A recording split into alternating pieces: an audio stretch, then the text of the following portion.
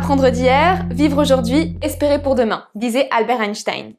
S'il y a de nombreux éléments de notre passé que nous aimerions laisser derrière nous, ils sont pourtant souvent de bonnes leçons à apprendre et peuvent même se transformer en propulseurs pour le futur. Avec le 22e outil de notre défi 52 semaines pour découvrir 52 outils, nous montons à bord de la DeLorean pour un petit retour vers le futur, grâce à la rétrospective Timeline. Alors que nous adorons les rétrospectives, cela fait 8 semaines que je ne vous en ai partagé aucune. Les rétrospectives reviennent en force grâce à la rétrospective Timeline, qui a une utilisation un peu particulière.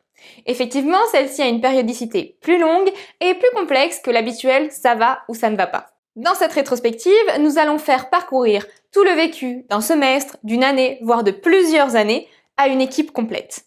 Et oui, il va falloir travailler votre mémoire. Mais comment la mettre en place? Tout d'abord, il est important de poser les bornes temporelles. Ici, nous allons revenir sur l'année de septembre 2022 à juin 2023. Ensuite, première étape, on note sur la flèche du temps les grands événements, en groupe et à la volée. Cela aide à se remémorer la période choisie. Cela demande souvent un effort mental. Il est important de ne pas juger les événements, qu'ils soient positifs ou négatifs. On essaye de les noter de façon neutre. Deuxième étape, chacun réfléchit sur des post-it à son propre vécu. Quelles ont été mes satisfactions ou les éléments positifs? Au contraire, à quel moment ai-je été insatisfait? Quels ont été les éléments négatifs? Après quelques minutes, on partage chacun son tour au reste de l'équipe et on essaye de les positionner sur la timeline. Et enfin, dernière étape, l'équipe choisit un ou plusieurs sujets de travail à transformer en action.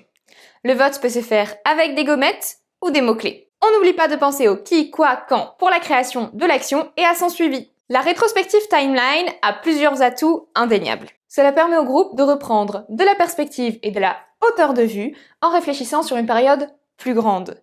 Peut-être même parfois de prendre conscience d'une temporalité, voire d'une saisonnalité et de mettre en place des actions en conséquence. C'est aussi un révélateur de vécu. Il est important de se rendre compte que nous avons tous vécu la même année et pourtant que celle-ci a été différente pour chaque membre de l'équipe. La rétrospective Timeline aide à expliquer certaines incompréhensions ou ces phases de bas et de haut non synchronisées au sein du groupe. Et enfin, cela permet d'apprendre des erreurs commises ou de certains événements impactants pour mieux se préparer à la période à venir. La rétrospective Timeline a tendance à être réalisée une fois par an ou par semestre à un moment pertinent pour l'équipe.